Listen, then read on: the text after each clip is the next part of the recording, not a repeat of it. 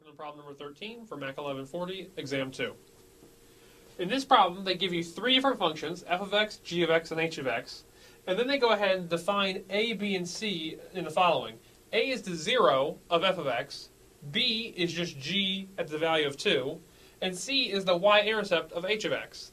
And then they want you to go ahead and solve what a, b, and c are equal to, and then they ask you what is this overall expression, b minus a minus c equal to.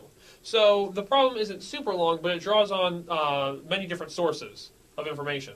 So a is equal to the 0 of f of x.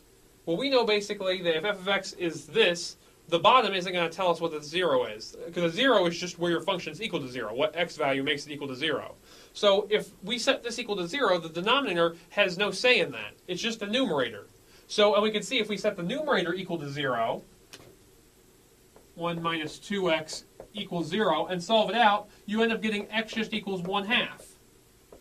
So that means that if x equals 1/2 is a 0, a just must be 1/2. So we solve for our first value of just 1/2. So now moving on to b.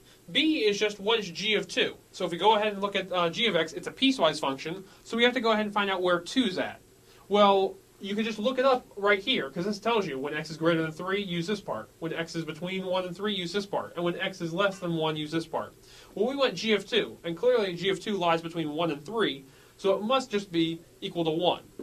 So we know g of 2 is equal to 1, so therefore b is just equal to 1. The final piece is c, is the y-intercept of h of x.